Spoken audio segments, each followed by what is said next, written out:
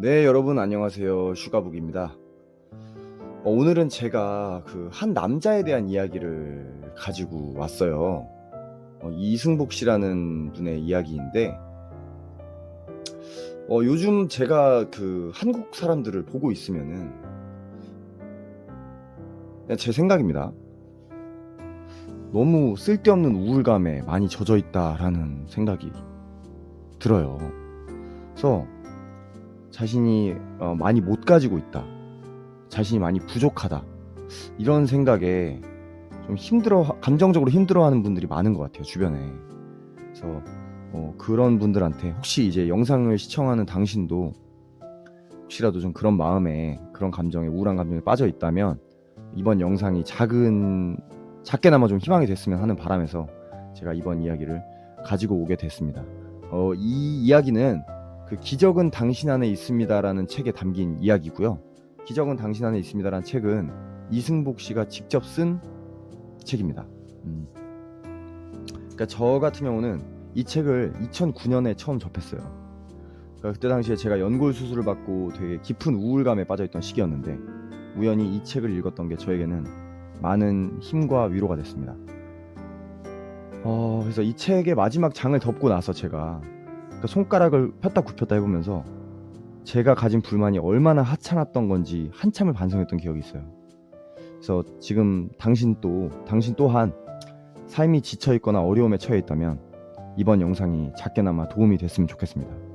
네, 지금부터 해보도록 하겠습니다. 이 사진은 이승복 씨의 어릴 적 사진입니다. 뭐 우리랑 별반 다를 거 없는 평범한 아이였어요. 그래서 책에는 이렇게 항상 밝은 성격의 어린아이였던 나는 아무도 못 말리는 개구장이었다.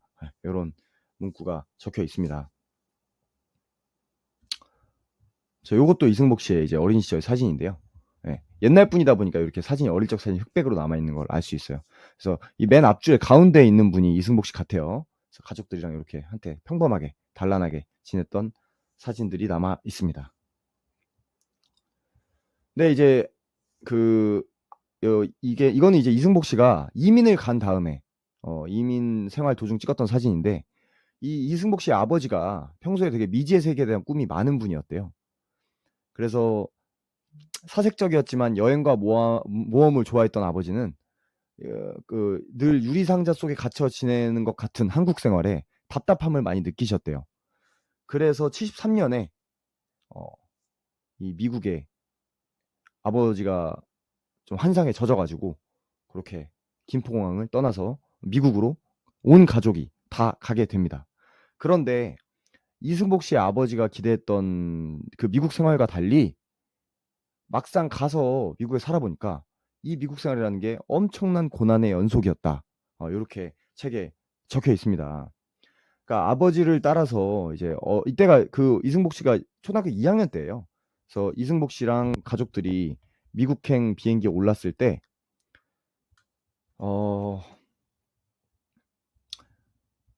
그 이승복 씨의 나이가 아까 말씀드렸던 것처럼 뭐 초등학교 1학년, 2학년 이때밖에 안 됐어요. 그래서 그때 당시에 썰을 보면 뭐 이런 게 있어요. 그러니까 흑인 여자애한테 돈 뜯기고 초등학교 2학년인데 이승복 씨가 흑인 여자 한테 돈 뜯기고 언제는 또 그 가게 강도가 들어가지고 총을 겨누고 막 난리가 나가지고 죽을 뻔한 적도 있고 이승복 씨 아버지가 돌아가실 뻔했나 뭐 그랬을 거예요 아마 제 기억에.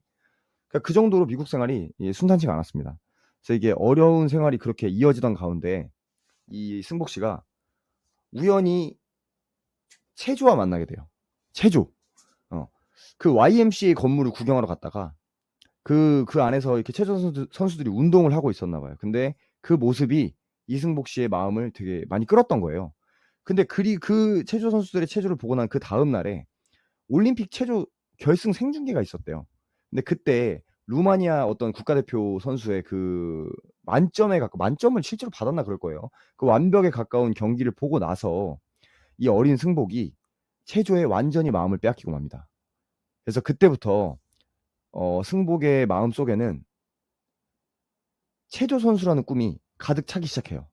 그래서 앞으로 그가 결심을 합니다. 어떤 결심이냐면 내 남은 인생은 체조에 바치겠다. 그런 생각을 합니다. 그 꿈은 뭐겠어요?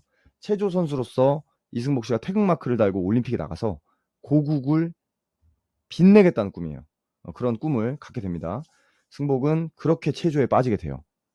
그러니까 부모님이 반대가 그때 되게 심했는데 그 격렬한 반대에도 불구하고 체조를 시작한 승복은 정말 특별했어요. 그러니까 이분이 대단한 게 체조를 시작하고 나서 8년 동안 술, 담배, 이성 친구, 여행 같은 거를 단 한 번도 즐기지 않았다고 해요. 말이 돼요? 여자친구도 한 번도 안 사귀고 여행도 한 번 안 가고 오로지 체조에만 인생을 쏟은 거예요. 그 책에 이승복 씨의 일과에 대한 이야기가 나와요. 어떻게 살았냐면 새벽 6시에 일어나서 아침 운동하고 그다음에 학교 수업 듣고 다시 무서운 속도로 달려가서 체조복으로 갈아입고 연습장을 향해서 연습하고 이게 그냥 하루 일과에 계속. 그러니까 가족들이 있는 집에조차 자신의 생일을 포함해서 1년에 고작 두세 번 들를 정도였대요. 나머지는 다 어디서 생활해요? 체조 연습장에서 생활한 거야. 1년 내내. 그러니까 게으름 따위는 이분 삶에 없었던 거예요. 말 그대로 체조만의 삶을 체조만을 위한 삶을 살았던 겁니다, 이분이. 이분의 그 인생을 그 8년간의 체조 인생을 한 문장으로 요약한 게 있는데 뭐냐면 이분이 이런 말을 써 놨어요. "나는 시계 초침처럼 살아왔다." 네, 그 글귀가 인상 깊어 가지고 제가 블로그에도 이렇게 써 놨는데 그래서 요것도 이제 요게 이제 체조 선수 생활을 할 때 실제 이승복 씨의 사진입니다. 이때 이미 벌써 컸죠, 이렇게. 그래서 요렇게 하게 되는데 그 마침내 그 이승복 씨 꿈이 현실이 되기 시작해요. 자, 이것도 이승복 씨가 체조 선수로 활약하던 시절입니다. 이렇게 잘하죠, 벌써. 79년에 마루운동 부문 뉴욕 주 챔피언을 시작으로 이후에 전국 연합 챔피언십에서 종합 성적 3위, 전미대에서도 마루와 도마에서 금메달을 따고 83년에는 미국 대부분 명문대에서 그를 스카우트하겠다는 제의가 물밀듯이 쏟아집니다. 그러니까 그야말로 승승장구의 연속이었어요. 그래서 그가 품었던 체조 국가대표라는 꿈이 점점 현실로 다가오게 됩니다. 네. 근데 어느 날 코치님이 이승복 씨를 불러가지고, 그러니까 그 전부터 그런 제의가 있었대요. 뭐냐면 이제 미국 국가대표 그 선발전 나가봐라. 근데 이승복 씨가 안 된다는 거야. 자기 무조건 한국 국가대표로 살아야 된다. 그러니까 한국 국가대표 해야 된다.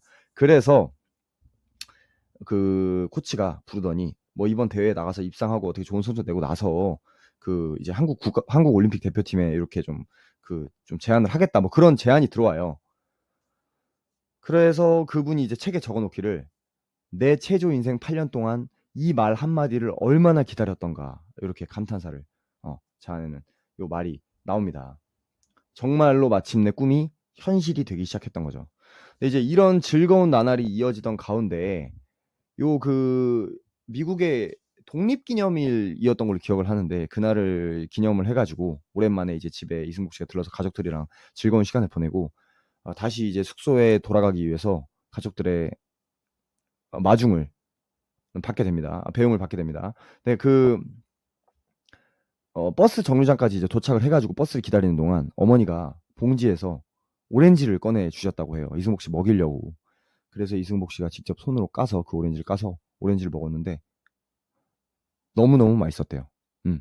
너무너무 맛있었는데 이승복 씨는 그때까지만 해도 꿈에도 모르고 있었어요. 그 작은 오렌지가 이승복 씨가 직접 까서 먹게 될 마지막 오렌지였다는 걸. 자, 그 오렌지를 먹고 나서 버스에 탔겠죠. 근데 뭐 좀 늦었나 봐요. 지각을 하게 됩니다, 연습장에. 그 훈련장에 지각을 하니까 그 브라이언이라는 이름을 가진 브라이언 코치가 이승복 씨한테 불같이 화를 냈다고 해요, 당시에. 브라이언은 그가 아직 아라비안 살토, 그러니까 체조 기술 이름입니다. 아라비안 살토도 제대로 못하면서 훈련에 늦었다면서 승복의 아픈 데를 찔러버린 거예요. 그래서 그렇지 않아도 그 아라비안 살토라는 기술 때문에 스트레스를 많이 받고 있었는데 이 어린 이승복이 묘한 분노에 휩싸이게 됩니다. 그러니까 코치가 뭐라 하니까 말 그대로 뭐 문자 그대로 뭐 짜증 난 거죠. 쉬는 시간이 됐어요. 쉬는 시간이 됐는데 이 이승복 씨가 화를 못 참고 모두가 쉬고 있는 틈을 타서 마루로 나가게 됩니다. 마루로 왜 나갔을까요? 코치 앞에서 "야, 나 이거 기술할 수 있어." 이거 보여주려고 나간 거예요. 네, 그 후에 이제 그 이승복 씨가 회상하기를 아마 그 브라이언 코치가 이 이승복 씨의 이런 생각을 조금이라도 알았다면 그를 필사적으로 말렸을 거라고 해요. 아무튼 이승복 씨가 그 기술을 시도합니다. 어, 쿵쿵쿵쿵 마루를 뛰어서 저렇게 사진에서 보는 것처럼 뭐 점프를 했겠죠. 이것도 실제 이승복 씨 사진입니다. 점프를 했겠죠. 점프를 해서 도는데 그 기술이 아직 완성이 안 됐다 그랬잖아요. 그런 상태에서 돌다 보니까 사고가 일어나 버리고 말았던 겁니다. 그때 당시를 이승복 씨가 회상하기로는 이런 얘기가 있어요. 이후로 그때 그 순간을 얼마나 많이 머릿속에서 되돌려 봤는지 모른다. 마치 비디오 테이프를 느린 화면으로 보는 것처럼. 그러니까 뭐 후회가 됐다 뭐 이런 말인 것 같아요. 쿵. 엄청난 소리와 함께 나는 떨어졌다. 이게 순식간에 사고가 터진 겁니다. 어떤 사고였냐면 그가 공중을 돌아서 착지하던 도중에 바닥에 손을 못 짚고 턱으로 바닥을 짚어버린 거예요. 그러니까 턱으로 점프를 해서 턱으로 착지를 한 거죠. 여러분 상상이 가세요? 그러니까 목뼈에 손상이 왔겠죠. 그리고 이승복 씨는 급하게 병원에 옮겨지게 됩니다. 회상을 이제 이승복 씨가 한 부분이 있는데 이런 말이 있어요. 목이 움직이질 않았다. 손으로 땅을 짚어야 일어날 수 있는데 손이 사라진 것 같았다.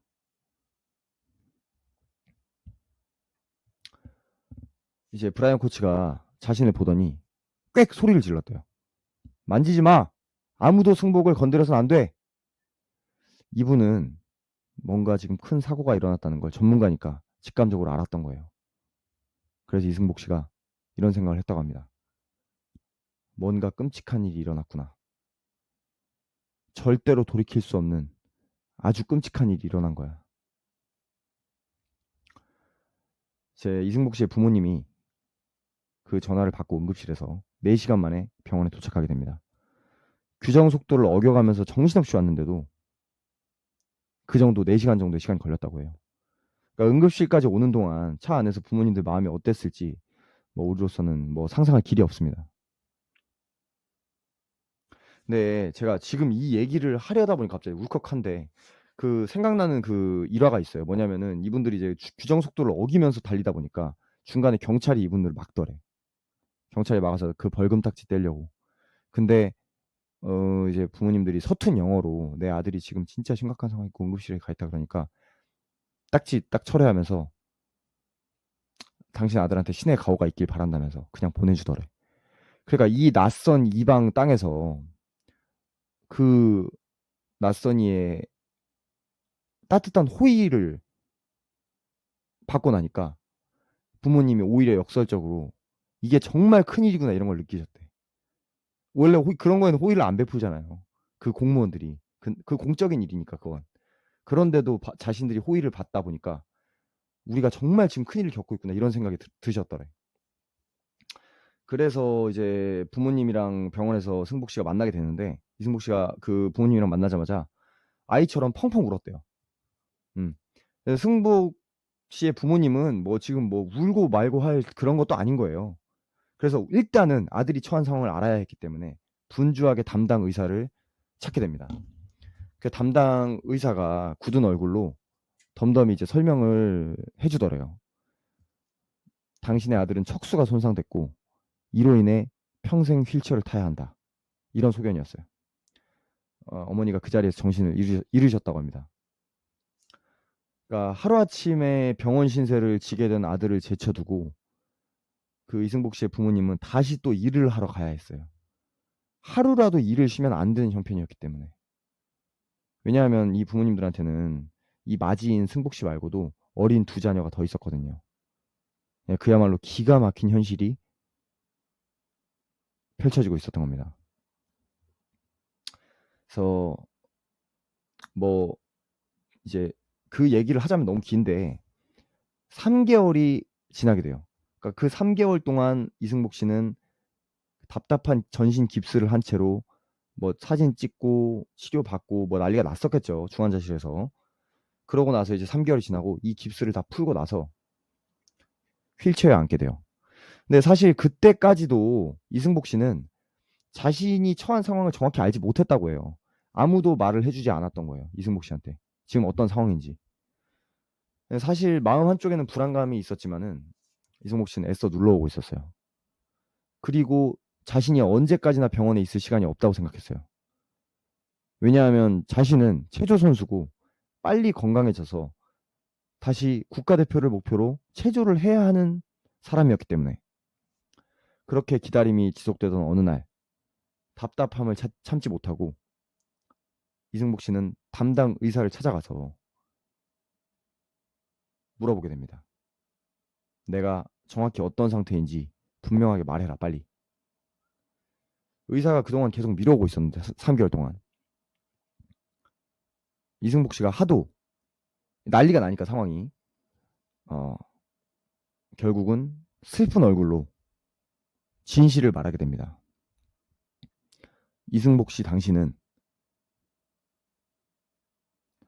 앞으로 체조가 불가능하다.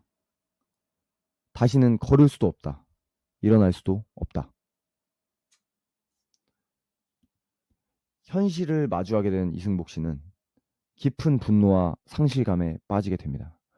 불과 석 달 전까지만 해도 정말 누구보다 건강한 몸으로 한국 국가대표를 향해서 승승장구하며 거칠 것 없이 나아가던 사람이 하루아침에 사지마비 장애인이 된 거예요. 이 현실을 어떻게 어떤 사람이 멀쩡한 정신으로 받아들일 수 있겠어요. 그래서 엄청난 분노와 상실감에 빠지게 됩니다. 그런데 이승복 씨의 그간 인생을 지금 보셨던 분들은 아시겠지만 이분이 무언가에 열중하지 않고는 살 수 없는 그런 열정을 가진 사람이에요. 무언가 열정을 쏟을 게 필요했어요, 이승복 씨한테는. 그래서 열정의 방향을 체조가 아닌 재활 쪽으로 바꾸게 됩니다. 그러니까 그의 이승복 씨가 그때 처했던 손상이 이론상 목과 어깨까지는 어느 정도 사용이 가능했고 재활에 따라서 팔의 사용까지도 기대할 수는 있는 상황이었어요. 그 손상 정도가. 그다음부터는 모든 것이 전쟁이었다고 합니다. 뭐가 전쟁이었겠어요, 여러분? 자기 스스로 밥 먹기, 자기 스스로 옷 갈아입기, 자기 스스로 용변 보기.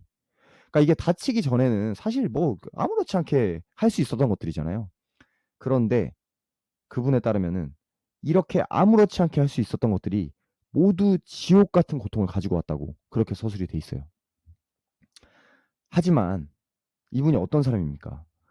병원 직원들이 혀를 내두를 정도로 모든 재활 훈련을 훌륭하게 수행해내게 됩니다. 자, 이렇게 나오고요. 그래서 이때가 실제로 이승복 씨가 이제 그 장애인이 된 다음에 찍은 사진입니다. 그러니까 이렇게 아까 보셨던 것처럼 하늘을 날던 사람이 하루아침에 이렇게 장애인이 돼 버리고 만 거예요. 그래서 그 작업 치료 과정에 대해서 일화가 있는데, 그러니까 그 용변 보는 거는 누가 내가 용변 보는 모습을, 내가 바지 내리고 팬티 벗고 이게 팬티 내리고 용변 보는 모습을 지켜본다고 생각해 보세요. 얼마나 치욕스럽습니까. 그래서 그 부분을 회상하는 문구가 있는데, 마치 인내심의 한계를 시험하는 것 같았고 인간으로서 마지막 남은 자존심까지 침해당하는 기분이었다. 단 2번의 훈련 만에 나는 나 혼자 화장실에 드나들 권리를 되찾았다. 그 용변 보는 훈련 같은 경우는 단 2번 만에 그분이, 그러니까 너무 빡치니까, 너무 열받으니까, 누군가 내 걸 보고 있다는, 그 누군가가 내 용변 보는 모습을 보고 있다는 그런 사실 자체가 너무 치욕스럽고 견딜 수가 없었던 거야. 2번 만에 그 권리를 가져왔다고 합니다. 대단한 사람이죠. 손 못 쓰는데. 그래서 책에 인상적인 문구가 이런 문구가 있어요. 남아있는 근육의 마지막 힘까지 짜내서라도 나는 내 힘으로 살 수 있길 원했다. 그래서 이제 요렇게 재활을 성공적으로 마친 이후에 이제 그 이승복 씨가 대학에 가는 걸 목표로 삼게 돼요. 그러니까 공부를 하지 않았던 사람이잖아요. 운동 선수만 했던 사람이잖아요. 근데 선수 생활을 하느라 학습량과 시간이 부족한 상황이었지만 어쨌든 그는 묵묵히 도전을 시작하게 됩니다. 이제 근데 대학에 가서 무엇을 공부할지에 대해서는 그때까지도 결정을 못했던 상황이었어요. 그런데 그러던 중에 우연히 어떤 의사의 책을 하나를 보게 됐는데 그 러스크란 이름을 가진 러스크 박사의 책 돌봐야 할 세상이라는 책을 읽게 돼요. 근데 그때 당시에 이 책이 무엇에 대한 내용을 담은 책이었냐면 그러니까 그 신체적 상처 이런 거를 넘어서 정신적 상처에 대한 고민과 철학까지 담겨 있던 책이었어요. 그러니까 우리 지금으로 말하면 예를 들면 이런 거 있잖아요. 뭐 외상 후 스트레스 장애, PTSD, 트라우마 이런 거 있잖아요. 그런 정신적 상처에 대한 고민과 철학이 담겨 있던 책이었는데 이승복 씨가 이 책을 보고 나서 깊은 감동을 받고 다소 무모한 결심을 하기에 이릅니다. 그 무모한 결심이라는 건 뭐였을까요? 그건 바로 의사가 되겠다는 결심이었습니다. 어, 이 오른쪽에 사진을 보시면은 지금 그 펜 홀더를 끼고 있는 걸 볼 수 있어요. 그 여기 오른쪽 위에 또 그 펜 홀더가 따로 이렇게 사진이 찍혀요. 제가 사진을 좀 대충 찍어가지고 대충 찍었단다. 여기 찍는다고 찍었는데 이렇게 좀 사진이 좀 삐뚤게 나왔는데 어찌됐건 저 요 책을 요 펜 홀더를 끼우지 않으면은 이승복 씨는 펜을 잡을 수 없는 정도의 장애를 가지고 있었거든요. 그러니까 제가 드리고 싶은 말씀은 그러니까 펜 하나 제대로 짚을 힘이 없는 사지마비 장애인이 의사가 돼야겠다는 꿈을 갖게 된 거예요. 그래서 이때 당시에 이승복 씨가 이런 말을 하게 됩니다. 꿈을 잃어버리고 그러니까 체조 선수라는 꿈을 잃어버리고 텅 비어버렸던 내 가슴에 새로운 설렘이 찾아왔다. 네, 이런 문구가 있습니다. 그래서 이제 새로운 삶이 시작된 거예요. 그래서 뉴욕 메디컬 스쿨에 일단 가기 위해서 뉴욕대 입학을 이승복 씨가 목표로 정하게 됩니다. 그래서 손가락이 자유롭지 않았기 때문에 펜을 똑바로 쥘 수가 없어서 특수 고안된 펜 홀더를 끼우고 공부를 해야만 했습니다. 그 펜 홀더가 이 사진에 이 펜 홀더죠. 그러니까 일반인이 1시간이었으면은 해치웠을 공부량도 이승복 씨한테는 3시간이 걸렸대요. 뭐 실제로는 3시간 더 걸리지 않았을까 싶어요. 글씨도 제대로 못 쓰니까. 조금만 길게 앉아 있다 보면 끊어질 듯한 허리 통증이 이승복 씨를 괴롭혔다고 합니다. 하지만 그는 포기하지 않았습니다. 그때 이승복 씨가 남겼던 말이 있어요. 공부는 머리로 하는 게 아니라 의지로 하는 거라는 걸 나는 그때 뼈저리게 깨달았다. 그리고 마침내 84년 3월의 어느 날 이승복 씨는 결국 뉴욕대에 합격하게 됩니다. 그렇게 4년간의 꿈 같은 대학 생활을 마치고 그는 마침내 지인들에게 뉴욕 메디컬 스쿨에 진학하고 싶다는 자신의 꿈을 말하게 됩니다. 그러니까 의사가 되고 싶다는 거는 이승복 씨가 오래전부터 굳게 품어왔던 꿈이었지만 사실 이 자신의 꿈을 주변에 얘기를 하니까 주변의 반응이 이승복 씨가 각오했던 것보다도 훨씬 냉담했다고 해요. 대학 교수, 부모님, 메디컬 스쿨에 다니는 친구까지 모두 그 꿈은 불가능하다고 입을 모았다고 합니다. 지인 한 명은 이렇게 말했대요. 승복, 메디컬 스쿨은 아무나 가는 곳이 아니야. 또 다른 지인은 승복, 미안하지만 당신의 손으로는 주사기조차 제대로 사용할 수 없어요. 메스도 들 수 없어요. 아버지한테 말했더니 아버지가 뭐라 그래요? 그게 가능하냐? 아, 여기 여담이지만 여기 오른쪽에 이 사진은 뉴욕대 랜드마크입니다. 그래서 환경이 이 이승복 씨한테 생각보다 큰 영향을 미치게 됩니다. 그러니까 할 수 있다고 믿어왔던 그의 신념에 나는 의사가 될 수 있다. 내가 비록 사지마비 장애인이지만 나 의사 될 수 있어. 이렇게 믿어왔던 그의 신념에 점점 금이 가기 시작했던 거예요. 그래서 결국 고민 끝에 이승복 씨는 의사의 꿈을 포기합니다. 포기하고 이후에 자신이 의사가 되지는 못하더라도 의료계에는 꼭 기여를 하고 싶었던 마음에 콜롬비아 대학의 공중보건대학원에 지원해서 합격하게 됩니다. 합격 후에 그곳에서 이제 학업을 이어가던 도중에 그는 그 대학원에 앨런 로젠필드라는 이름을 가진 학장과 면담을 하게 돼요. 그런데 단순한 면담이었지만 앨런 학장은 굉장히 마음이 따뜻한 사람이었다고 해요. 그래서 이 앨런 학장과 이야기를 하다가 이승복 씨가 무심결에 자신의 속마음을 털어놓게 돼요. 그러니까 왜 자신이 사실은 이제 의사라는 꿈을 가지고 있었는데 왜 이 의사라는 꿈을 꾸었다가 접게 됐고 이곳에 오게 됐는지 이런 일련의 과정을 모두 앨런 학장에게 털어놓게 됩니다. 그런데 이야기를 들은 앨런 학장이 승복 씨한테 어떤 말을 해주게 돼요. 근데 그 말을 듣고 이승복 씨의 인생이 다시 한번 바뀌게 됩니다. 이승복 씨랑 앨런 학장 사이에 어떤 말이 오갔는지는 제가 이 영상 2부에서 이어서 말씀을 해드리도록 하겠습니다. 영상이 여러분 영상이 유익하셨다면 구독과 좋아요 부탁드리고요. 저는 다음 영상에서 찾아뵙도록 하겠습니다. 감사합니다.